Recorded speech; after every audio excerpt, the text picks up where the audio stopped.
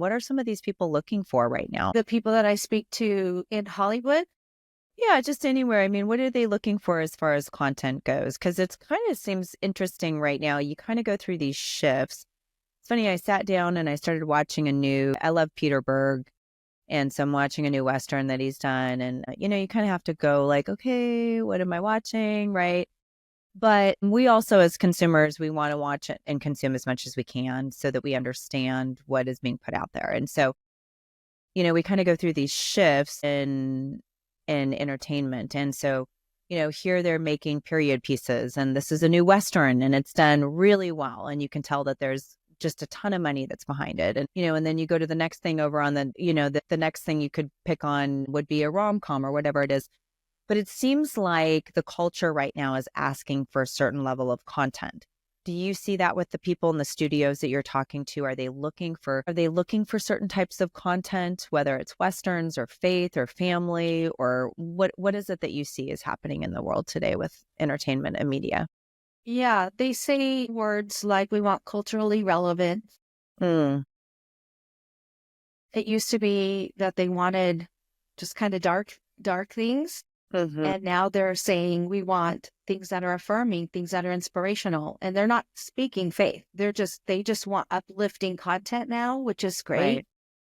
Right. In case any of your listeners have these projects, they're looking for procedurals that are not legal. Like they want procedurals, non-cop procedurals. I don't know what that looks like. I have yet to find that. They want the next Friday Night Lights. These are, examples that they give me of things they're looking for. The next Virgin River, I don't watch it on Netflix. Super popular with there's young kids as the cast. Why am I blanking? Euphoria? Stranger Things. No. Okay. I know. I'm like, what ones do we not watch? Okay. Yeah. Yeah. So they want what works. They're not super keen on outside of the box things unless like the procedural that is outside of the box in their mind is they'll have that be talent driven, right? But not legal, not cops. So what does that procedural look like? I don't know. But that's kind of what I think. I've always get no period piece because and then like they make them every time you turn on the TV, there's a new historical. So I have not unlocked that mystery yet because I've been told that for 10 years.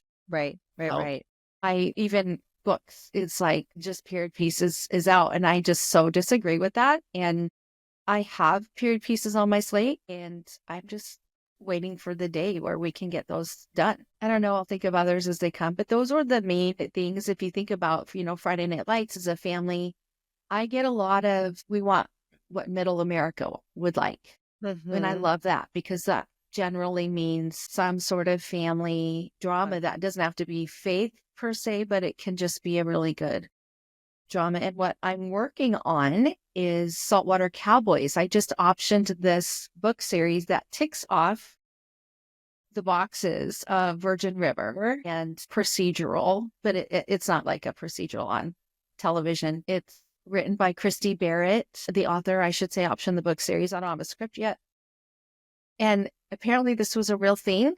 At the turn of the century, there were saltwater cowboys who rounded up wild horses on the beaches of South Carolina and kind of put them in a preservation and preserved them and protected them, as well as the small community so wild horses weren't traipsing through. Okay. So this author, Christy, wrote a series of modern day because there are still today saltwater cowboys, which I had no idea. So It's a true story. Yeah. And it's romance, it's mystery, it's beautiful. I mean, small town on a beach. Come on. So it's like Virgin River-esque. So I just optioned that book series in December, and Christy has sold over 5 million books. Like the IP, I couldn't believe it was available. I really thought I would be shut down, and I got it. So that's what I'm super excited about right now. I love that. Well, and that's such a great, okay, we're going to lean into that because people are listening and, they're first of all, you are now an executive producer, you're a showrunner, and that's a big deal. People don't understand those titles, but in the industry, they're very important. And they give credibility to setting the stage for the next piece of content that you're going to be able to create, right? So, as somebody's listening right now, what would you tell someone that has an aspiration to have a television series or to write a book, or that exactly what you've just optioned, what would you tell them, give them a couple steps that they would go through to encourage them and how they would work towards getting a series made with a series like that? So I think networking is very important. I used to go to writers conferences, at least 3 or 4 a year. I know that can be spendy. I would try to go to local ones and Mm-hmm. just build your network. Now, I think this is meant to be encouraging. It can sound discouraging, but it works. My process for having such a great network of executives that I have an open door to, I can pitch things to, was I would never make a cold call or anything like that. But what I do and have done probably for 6 or 7 years is I will email an introduction, ask if I can go over their mandates, just super brief. I don't pitch them anything. It's so inappropriate, right? So do things with a sense of etiquette and respect. But so I wish I had an example. I'll email someone, director of development at a production company or a studio or a pod company, and just say, hey, here I am. I would love to chat with you if you have time in the next couple of weeks. I would love to learn what your mandates are. This is what I've done, and leave it in their hands. I can email 35 people and get a response from 3. Like the percentage is like 1%. Right, But right. that I have over 100 contacts now. I mean, that's how many people I've had to email over the years. Wow. But have opened doors of people that I normally would never have access to. And so you get on a call or a Zoom with them and you have that face to face and you're respectful and you don't push anything. That's how I have made my connections. And it sounds discouraging, like that 1%, but it's so fruitful.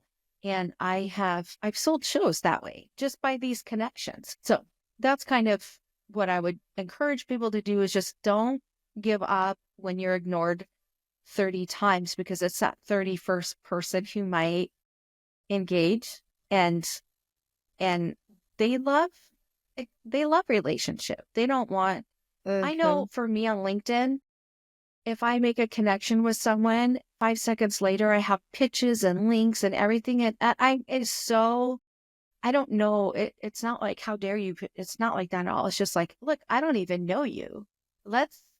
How about just say hi, introduce yourself. The people Right. who say hi and thank you for connecting, I respond. I'm like, thank you for connecting. And that's Yep. that, right? It's just, Right. but I will never open a link. It's just a shame that people are so forceful out there, because you approach Mm, executives in LA that way, and I can't imagine anyone responding to you. So just be polite. mm. I've been told many times that I am pleasantly persistent, and it's always said with like I just don't know if you're annoying me or not yet. And I love it. And then I'm like, yeah, I Mm. know I am. And you smile at them. But what I love what you're saying here is that it is really about building relationships. There is Yeah. a relationship basis. I used to tell this with mentoring the girls and working with different ones. I would always say, build your relationship first. That is always what's going to continue to grow and shine through. And I think that's really valuable information. So growing your relationship, looking at what are the mandates, and then how can these people who are desiring to create something write something, or maybe they've already done that. Maybe they've already created the IP, but just trying to, step into it, build the relationship and see how they can then cultivate that in a way that might be actually probably fruitful for both of them, for the person who on both sides of it.